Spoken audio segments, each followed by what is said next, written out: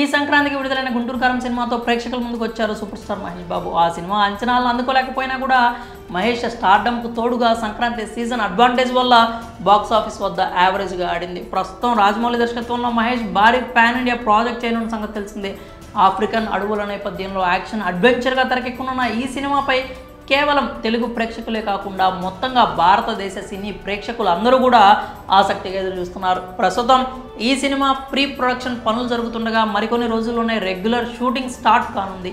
ఇటీవలే జర్మనీలో మహేష్ ట్రైనింగ్ కూడా తీసుకున్నారు. ఈ క్రమంలోనే తాజాగా తన ఇన్స్టాలో ఓ ఎమోషనల్ పోస్ట్ కూడా చేశారు మహేష్. కేవలం ఒక సూపర్ స్టార్గానే కాకుండా మూవీ లవర్గా కూడా మహేష్ బాబుకి పేరుంది. చిన్న పెద్ద తేడా లేకుండా తనకు నచ్చిన సినిమా గురించి సోషల్ మీడియాలో రివ్యూలు పోస్ట్ చేయడం ఆయనకు అలవాటు. తాజాగా ప్రైమ్ వీడియోలో విడుదలై మంచి స్పందన తెచ్చుకున్న పోచర్ వెబ్ సిరీస్పై ప్రశంసలు కురిపించారు మహేష్.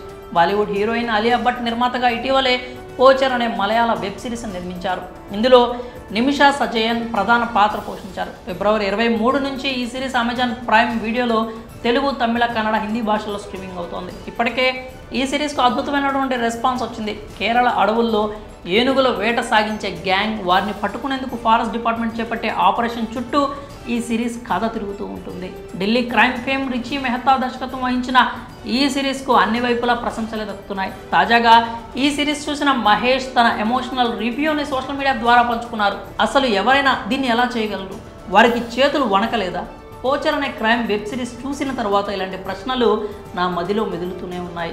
ఏనుగులను రక్షించాల్సిన బాధ్యత మనందరిపైన ఉంది అంటూ ఇన్స్టాలో పోస్ట్ పెట్టారు మహేష్. ప్రస్తుతం సూపర్ స్టార్ చేసిన పోస్ట్ ఇంటర్నెట్లో వైరల్ అవుతోంది. మరి పోచర్ వెబ్ సిరీస్పై మహేష్ ఇచ్చిన రివ్యూపై మీ అభిప్రాయం ఏంటి? ఈ సిరీస్ చూశాక మహేష్ లానే మీరు కూడా ఇలానే ఫీల్ అయ్యారా? మీ అభిప్రాయం ఏంటో కామెంట్స్ రూపంలో తెలియజేయండి.